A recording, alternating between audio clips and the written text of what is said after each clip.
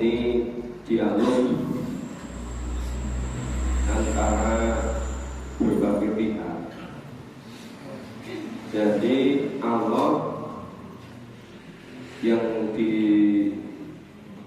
menugasi malaikat menyampaikan wahyu pada Rasul.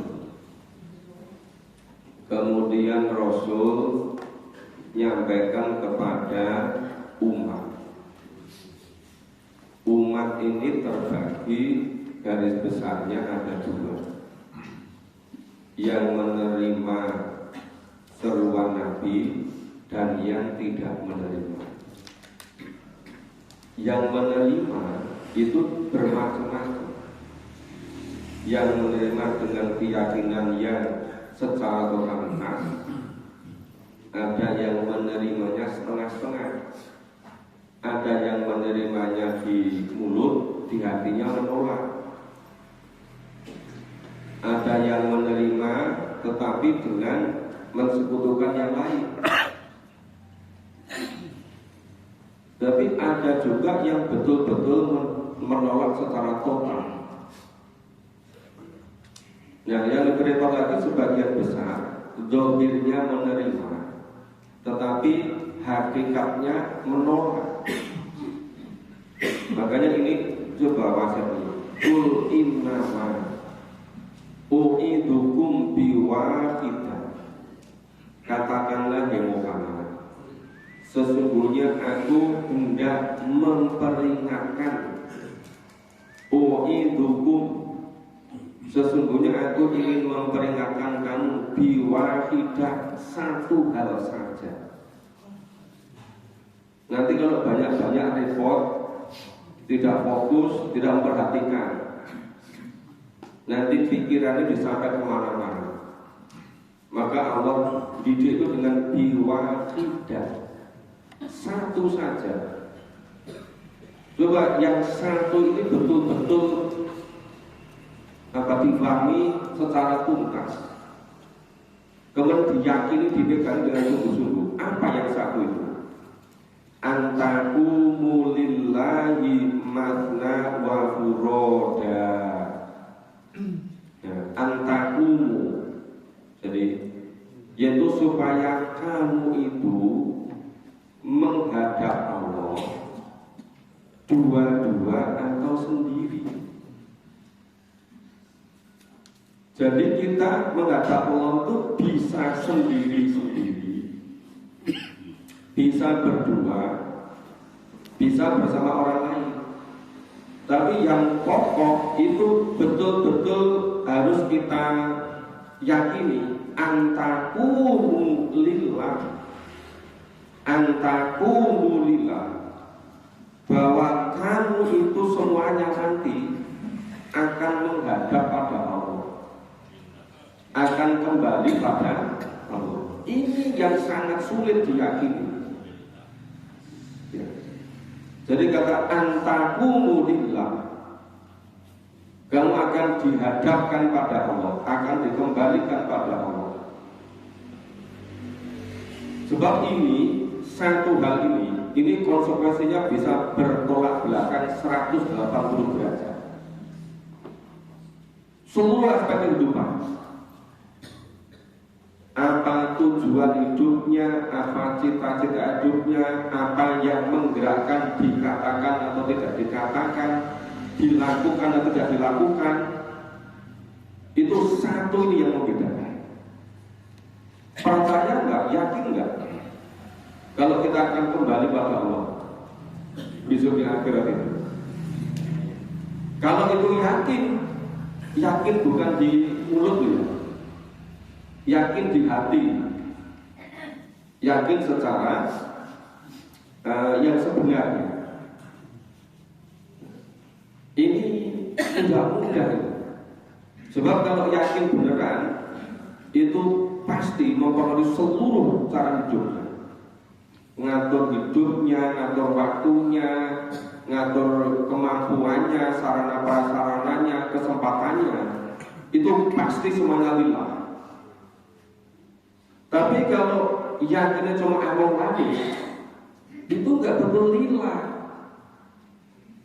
Mungkin karena temannya, mungkin karena keluarganya, mungkin pekiwo kalau tidak ikut ini bapaknya itu dianggap orang yang agamanya bagus. Tapi bukan lillah, tapi karena ya lain-lain. Maka ini kenapa sangat penting antakumu lillah. Ya, masalah makna batu roda itu bisa saja secara bersama-sama atau sendiri-sendiri. Nah terus cuma tatafakkaru ma biso bibikum min jinnah. Kemudian setelah satu tadi glorifikasi, yakin bahwa besok itu akan hidup kembali di akhirat. Hidup bukan yang di dunia ini saja, tapi hidup yang sebenarnya akan hidup besok di alam akhirat. Berikutnya tsumma tatafakkaru ma sahibikum min jinnah. Kemudian coba kamu semua pikirkan, ma sahibukum itu temanmu, itu sahibmu itu. Dan kamu ngerti kan, sejak kecil bersama kamu. Dia lahir yatim, gak punya bapak. Gak berapa lama, berapa tahun ibunya meninggal. Oke? Terus ikut kakeknya. Terus jadi penggembala. Bapaknya, kakeknya bapak. Terus ikut pamannya. Terus ikut berdagang usia belasan tahun. Terus berdagang sampai luar negeri. Terus menikah dengan Khadijah karena kejujurannya. Terus jadi pengusaha besar. Mudahnya jadi investor. Terus kamu semua kan percaya sama dia kan, malah dia dapat digelari Al-Amin. Bahkan kamu semua menitipkan barang-barangmu pada dia saking percayanya. Jadi mulai usia 38, 39 dia mulai fokus untuk mencari makna hidup. Sering kontemplasi, sering merenung di tempat-tempat yang sepi, di gua. Kemudian Allah mengangkat dia menjadi rasul, menjadi nabi. Tapi ketika sudah jadi nabi, jadi rasul, yang dulu sohibmu, bapak, ibu ngerti kan makna sohib? Menggambarkan betapa dekatnya itu. Iya kan? Biasanya runtang-runtung bareng. Pak Jenduri punya sokip-sokip kan? Iya. Dekat kan? Iya. Ngerti bet lo kan? Iya. Itu sokip, dekat sekali, nggak ada takut. Gue cilik ngerti dia itu orang yang jujur. Jauh sebelum diangkat Nabi sudah dapat gelar Al-Amin. Tapi tega-tega mengatakan min jinnah. Gara-gara dia itu terima wahyu, nyampaikan wahyu, kok dikatakan jinnah, dikatakan gila, dikatakan nggak benar. Coba ini jadi nalar ini. Sampai sekarang berkembang isu sepanjang masa. Apa? Wenek melu ngaji Quran ira kuat dan gitu. Bapak Ibu masih sering dengar gitu. Ini keturunan dari suku-suku Quraisy dulu, menyebar ke seluruh dunia. Mulai juga kaget itu. Dan hari-hari kadang timbul tenggelam, timbul suara itu. Kadang-kadang timbul suaranya nyaring itu. Aku yang kalau ngaji Quran, iso dan wingo. Ini loh firman Allah ini. Padahal itu kesongket sendiri gitu. Nah maka tadi dari awal saya jelaskan, coba betul-betul teliti, cermat, fokus bagaimana Allah mendidik ini. Oke. Summa tatafakkaru, coba kemudian kamu semua merenunglah. Sing tenanan main ngeling-ngeling zaman dhisik itu lho. Ya. Ma biso ibiku min jana. Jane kancamu sakitmu ki ora edan. Iya kan? Ini kok teko sprint itu kok istilah-istilah min jinah itu terus berkembang itu. Ya. Terus in huwa illa nadhirul lakum baina yadai adzabin syadid. In huwa, sesungguhnya tidak ada lain dia Muhammad itu illa kecuali nadhirul lakum, memberi peringatan pada kamu. Lu dhisik sadurunge Nabi ku nerima wahyu, kowe nyambiti ya runtang runtung, ya dagang bareng, ya malah nek perlu nek mangan itu ditraktir gitu kan. Tapi bareng kancamu nyinau Al-Qur'an kowe blas ra gelem sramu. Banyaknya begitu kan. Mau dhewe saiki wis nyinau Al-Qur'an terus dijauhi gitu. Ya. Padahal itu masih Muhammad yang dulu, yang sokitmu itu. Cuma dia itu ditugasi oleh Allah untuk memberikan peringatan pada kamu semua. Ya. Terus banyak yadai ada bin syadid. Ya. Kemudian coba itu peringatan yang di hadapanmu semua.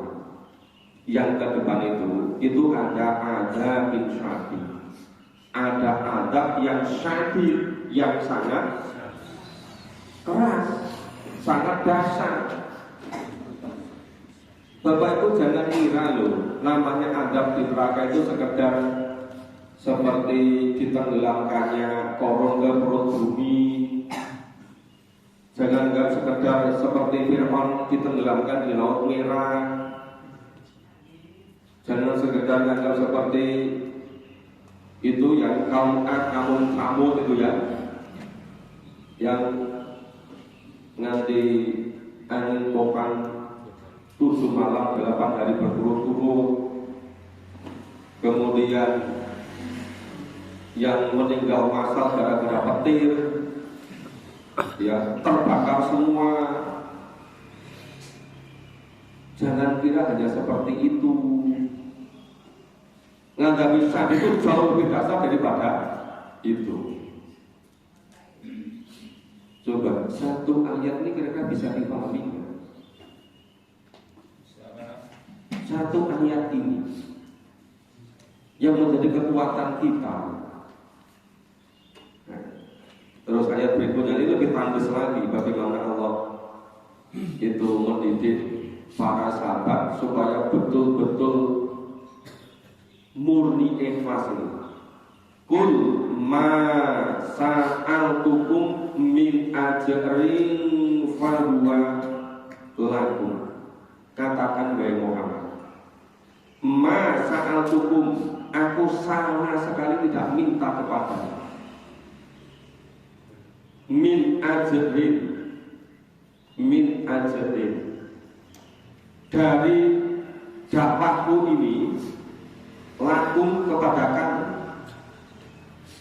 tidak minta ujur, tidak minta balasan apa-apa. Fahuwa lakum, kecuali kembalinya pada kamu semua. Nabi diutus oleh Allah menjadi Nabi dan Rasul itu bukan menginginkan imbalan materi, bukan ingin imbalan dipilih jadi raja, jadi presiden, jadi perdana menteri, dibuatkan istana. Bukan. Bapak pernah mendengar di sejarah Nabi punya istana? Ada peninggalan istana Nabi itu seperti apa gitu? Pernah lihat dalam sejarah? Enggak ada. Nabi bukan diutus untuk mengumpulkan harta, bukan. Nabi diutus bukan untuk mencapai keutamaan, bukan. Tapi semuanya itu fahuwa lakum. Semua ini kembali pada kamu. Apa kembalinya? Nabi hanya inginkan satu saja. Apa? Kamu semua menjadi beriman. Kamu semua mau menerima kebenaran Quran, kebenaran yang diterima oleh Nabi dari Allah melalui malaikat. Hanya itu. Nah, maka berikutnya yang bisa merubah hidup ini itu melalui wahyu ini, melalui Quran ini. Perbedaan antara masa sebelum Nabi menerima wahyu dengan setelahnya bisa berubah total itu karena wahyu. Jadi walaupun kita beragama Islam sudah 60 tahun, 68 tahun, kalau nggak memahami ngawal Quran nggak bisa berubah.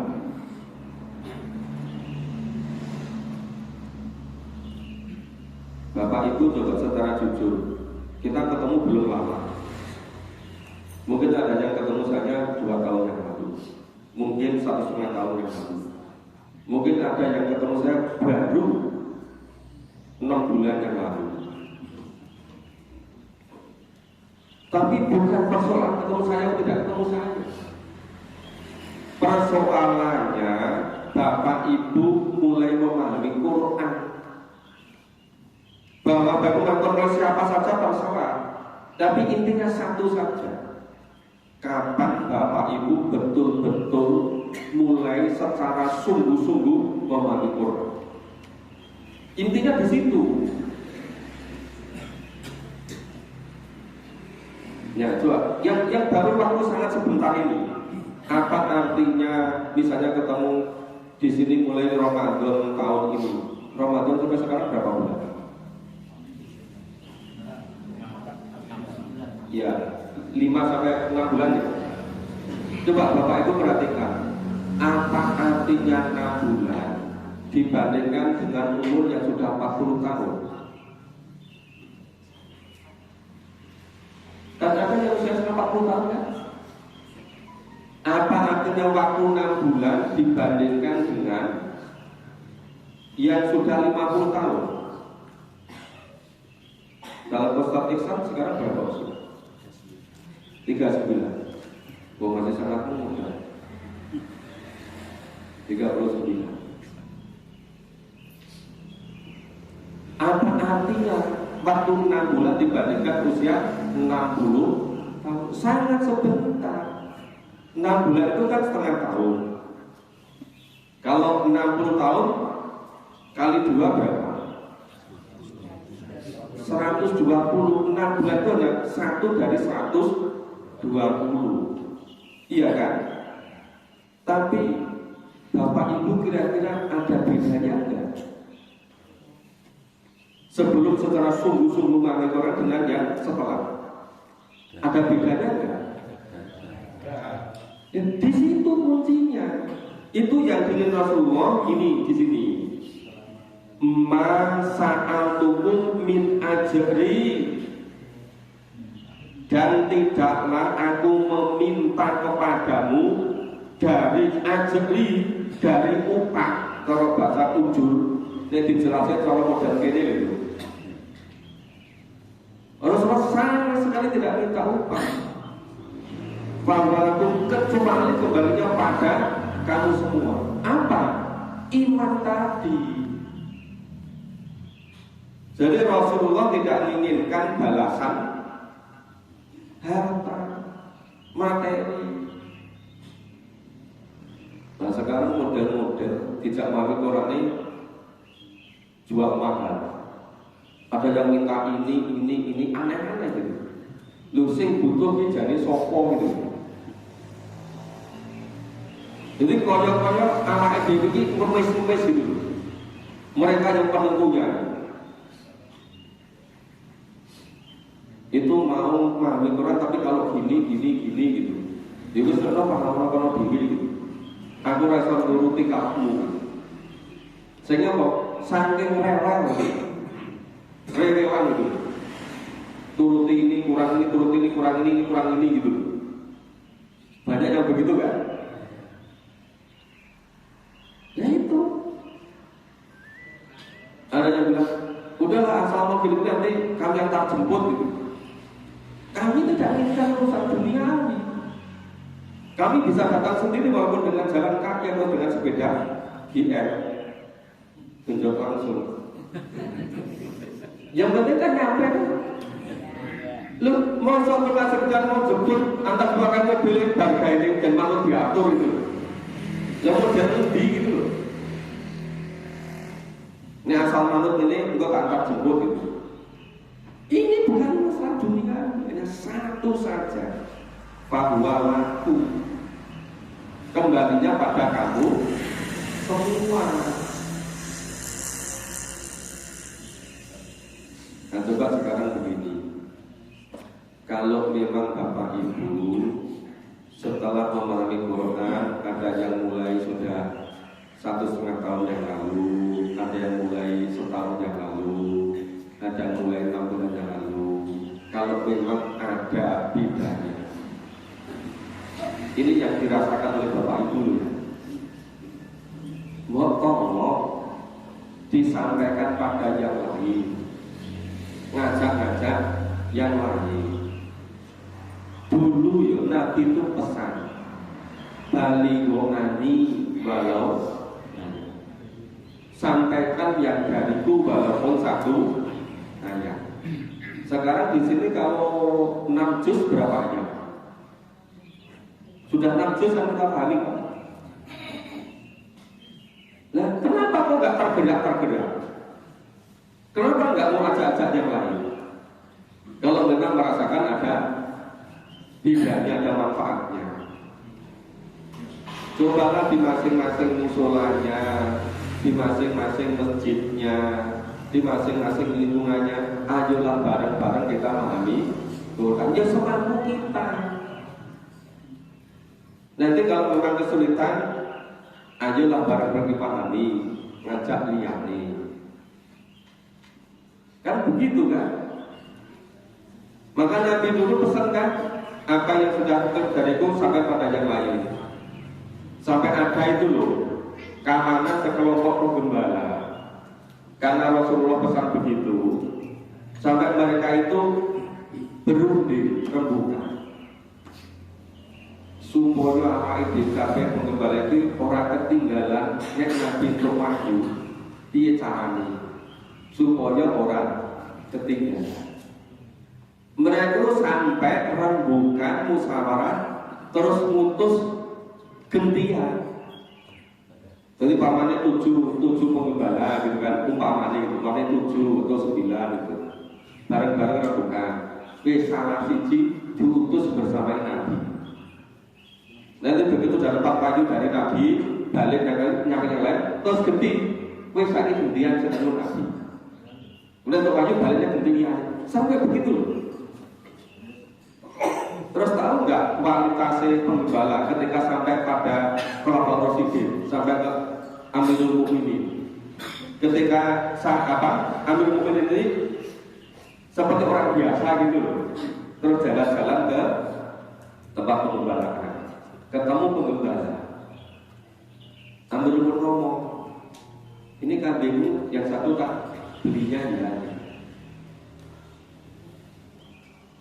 Si penggembala ini, loh ini bukan kambing saya, ini kambing milik tuan saya menggembalakan.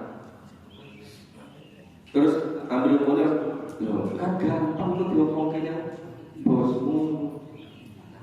Saya kan panasnya tenangan, ini kan bisa kambing meninggalkan kepanasan atau terkan apa kan gampang. Nah penggembala tadi apa? Langsung fa'ain Allah, dimakan Allah. Jadi seandainya dia bisa ngakusi sama bosnya, Oppo bisa ngakusi Allah, kan gitu kan? Loh, ini loh kelasnya penggembala, tetapi yang betul-betul kokoh imannya. Kenapa? Karena Quran gitu loh. Iya kan? Nah, maka kembali ke sini, kalau memang Bapak Ibu setelah mulai memahami Quran, ya walaupun ada yang baru 6 bulan, 7 bulan, tapi sudah merasakan bedanya, kok ya jangan diam, kok ya terus bagaimana caranya supaya yang lain juga nanti bisa merasakan seperti yang dirasakan oleh Bapak Ibu. Nah itu. Terus ini, in ajriya illa 'ala Allah. Sesungguhnya aku hanya mengharapkan ya upah pahala dari Allah semata. Illa 'ala Allah. Bisa nggak kita seperti ini? Saya itu kadang-kadang begini, kalau ngisi pelatihan yang profesional, saya kadang ngisi sudah lama dari tahun 2000. Kadang-kadang orang menghargai ngisi itu sekian CT. Tapi kalau memahami Quran, saya berusaha tidak usah menerima itu. Mudah-mudahan Allah kasih jalan yang lain. Padahal waktunya sama, capeknya sama. Itu yang ini urusan profesional, urusan kompetensi. Ini masalah Quran. Kenapa ketika urusan itu orang rela keluar sampai sekian juta, tapi naik Quran sama sekali itu malah jual mahal. Yang jual mahal itu yang dihadapi tadi. Malah ngomong suara butuh gitu. Banyak yang begitu kan. Lembaga wongi podo, gini podo ngur bido nggone, bido jenenge. Oh nek kene memahami Quran, nek kono kuwi profesor bidang ini. Jadi wongi podo.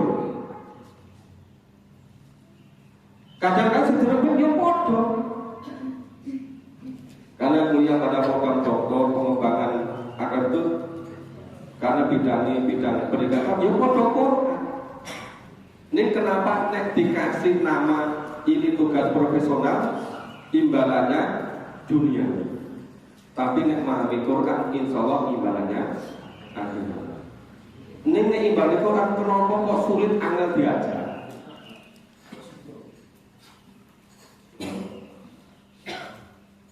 Nah maka ini kalau bisa, in ajriya ila Allah wa ala kulli syai'in syahid.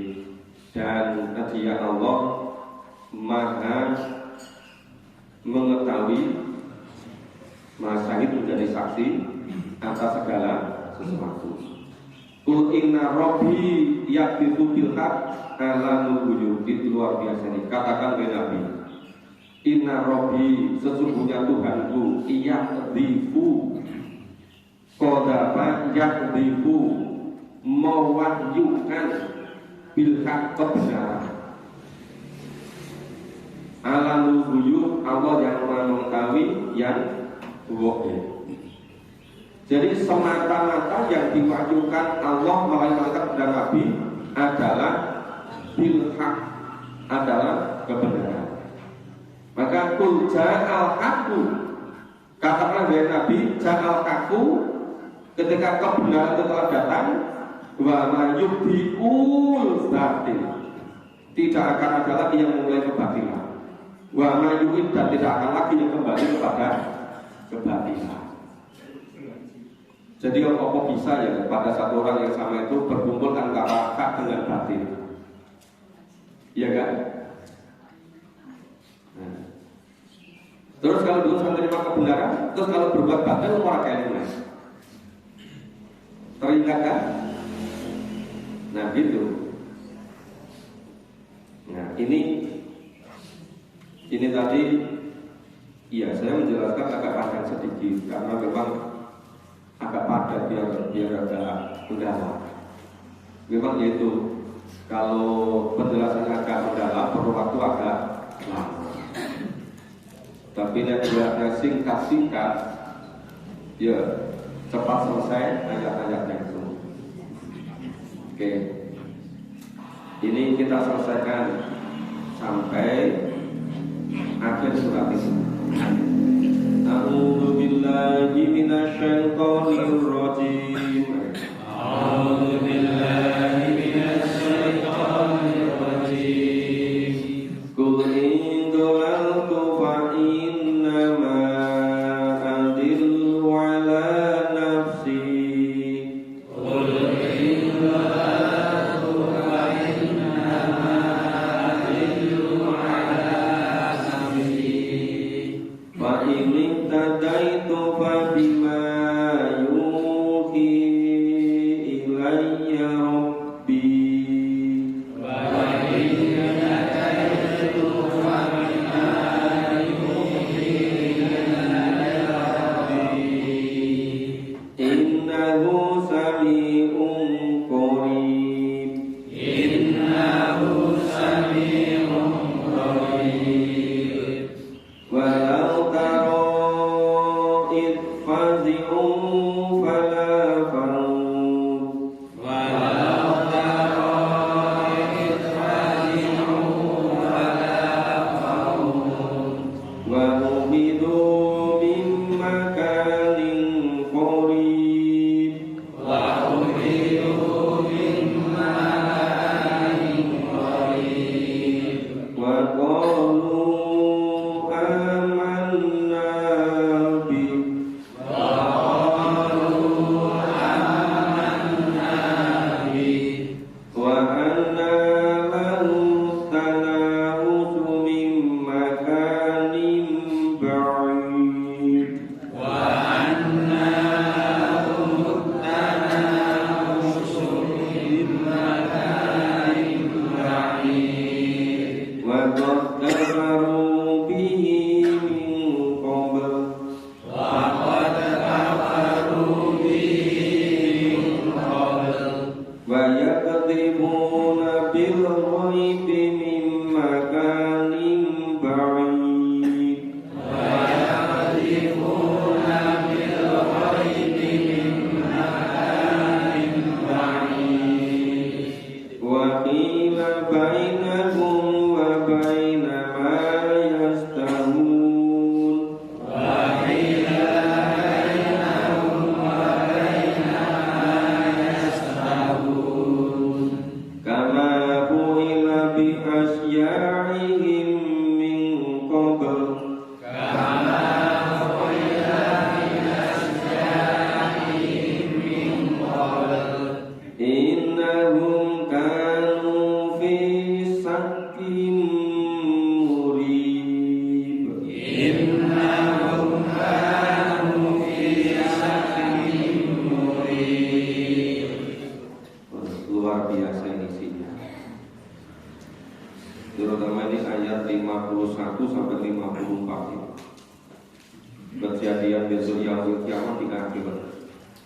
Ini 50 kita pahami dulu. Kul katakan yang Muhammad indolal tu fa innama adilu ala nafsi.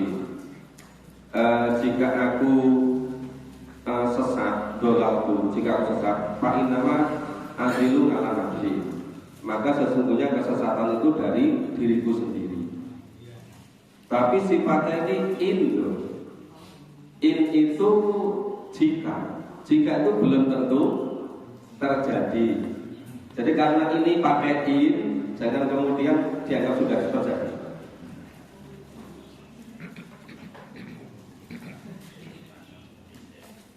Ya kita lanjut. Ini sifatnya masih in.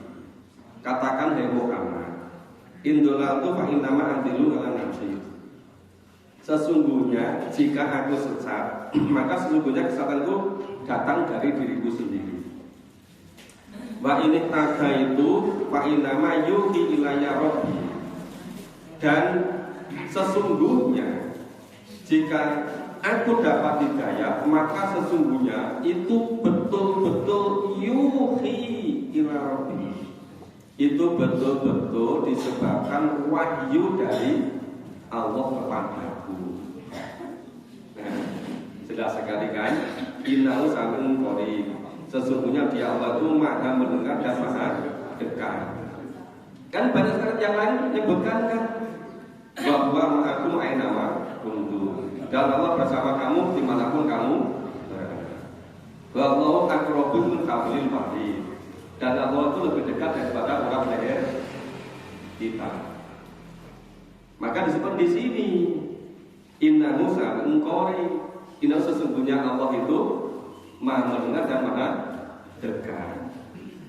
Sebanyak 51 Bapak Ibu. Walau karo dan alangkah dahsyatnya ya, ketika kamu melihat orang-orang kafir apa itfazi'u, mereka semua itu sampai terperanjat ketakutan. Farihu fazi'u, terperanjat ketakutan. Falafau, dan mereka tidak dapat menghindarkannya. Terperanjat ketakutan, sama sekali tidak bisa melarikan diri. Terus wa'uf itu mimakanin kori, dan mereka orang kafir itu wa'uf itu mereka semua akan dibawa ke tempat yang sangat dekat. Makanin kori, ya. Apa itu? Neraka. Iya kan? Terus gimana sahabat itu? Waqalu, orang-orang ingkar tadi sama mengatakan, orang tua itu mengatakan, amanna bi, aku semua ingin beriman kepada Allah. Ini sadar mau beriman kepada Allahnya kapan? Telat, sudah ketika hari kiamat. Bahkan ketika sudah di akhirat baru mengatakan amanna bi, ya wis nek aku tak beriman kepada Allah. Hinya kembali pada Allah. Terus wa ana lahumut tanah rusuh mimakaning ba'i. Nah, terus bagaimana mereka akan beriman?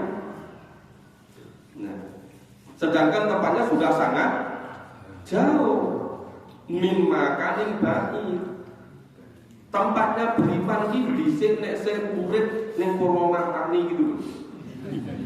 Itu tempat beriman. Lagi wis teko hari kiamat teko akhirat kok ingin beriman itu. Nek cara ngene keringan ini. Wis sangat terlambat itu. Maka dikatakan mimakanin ba'i. Jadi wa ana lahum tanamusu piye dapat mencapai iman. Menggone iki wis ado lan dhisik nek kowe gelem bandunge Quran karo kok sing urip ning Purwomartani sekitare lan jane dhisik kuwi. Lah sekarang ini sudah sampai di akhirat. Kok baru mengatakan aman nabi, saya ingin beriman kepada Allah, hingga kembali pada Allah. Mulai saya itu macam-macam segala itu cara itu hanya waktu saja. Pasti nanti mereka akan menyesal semenyesal-nyesalnya. Nek sekarang kayak tiba-tiba tahu juga, ngomong soal iso menghalangi semuanya. Tapi ini nanti, ini kebenaran 100% loh. Pasti terjadi. Iya kan? Apa yang dirasakan Bapak Ibu ketika belum memahami Quran? Dan bagaimana setelah kita mulai memahami Quran? Kalau kita nggak memahami Quran, nasibnya akan seperti ini. Maka untung Bapak Ibu sudah sadar mulai memahami Quran. Tapi ini baru memulai, orang kenalan loh. Lelaki 6 juz kok. Kan 30 juz kan? Iya, jauh rumah sampai hebat. Lagi 6 bulan, apa bandingnya 60 tahun? Nah, oke. Makot kafaru bihi min qabl. Nah, sesungguhnya mereka itu kafir kepada Allah sebelumnya dulu, ketika di dunia. Maka wakot kafaru bihi min qabl. Pakai kot loh Bapak Ibu. Takkid berarti betul-betul dan betul-betul sungguh-sungguh mereka itu dulunya itu kafir kepada Allah. Dulu kapan? Nek seurip yang dunia iki, ketika masih hidup di dunia ini. Qad kafaru bihi min qabl. Terus wa yakdifuna bil ghaibi mimma kalim ba'id. Ketika mereka di dunia dulu, mereka menduga-duga tentang alam gaib. Jadi yang jauh diomongi. Nek menurut Quran, besok itu ada yang namanya akhirat. Besok kita akan dihidupkan kembali. Besok kita akan melakukan apa? Percaya. Terus mereka ngira-ngira diri. Kita ini besok ini ibarat gini, terus gawe ritual dewe-dewe gitu. Gawe corong ini terus diikuti. Murayak kabeh do melu-melu. Padahal Quran sudah pandas menyampaikan seperti itu. Ini kenapa kok semuanya masih begitu? Nah, coba ini. Banyak difuna bil ghaib. Mereka itu hanya mengira-ngira, hanya menduga-duga tentang yang gaib hidup di akhirat itu. Bahkan ngira-ngira ketokan yang urip nang alam kubur iki ngene. Apa? Rumangsane nang alam kubur iki nek saben malam Jumat balik mulih meneh. Loh, Bapak Ibu pernah gitu kan dulunya? Ya. Saya problem dalam Quran. Ya bilang dhisik. Gimana? Ya, saya ini diikuti siapa Pak Panggi? Ini gini loh, hal yang goib itu, jangan sekali-kali menduga-duga. Jangan sekali pasti salahnya itu. Karena yang tahu bahwa itu hanya Allah. Rasulullah tahu karena dikasih wahyu oleh Allah.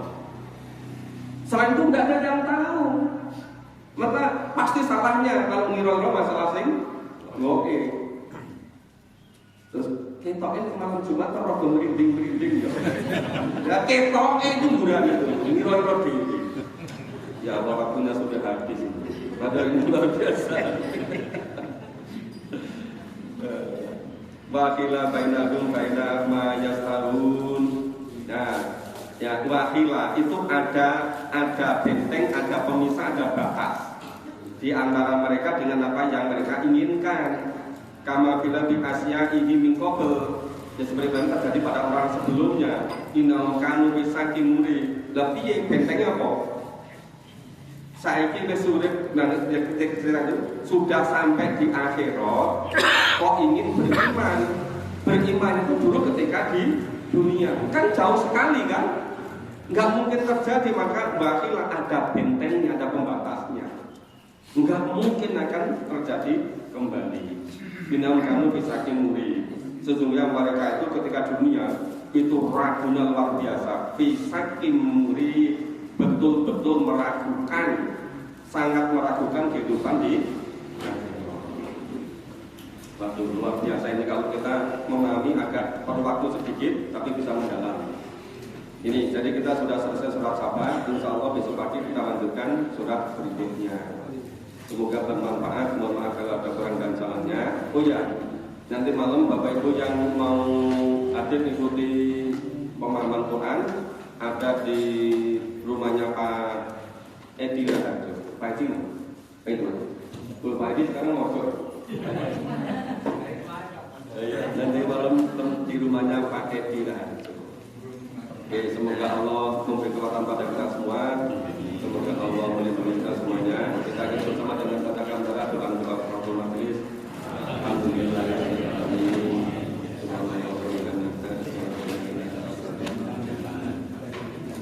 Assalamualaikum warahmatullahi wabarakatuh.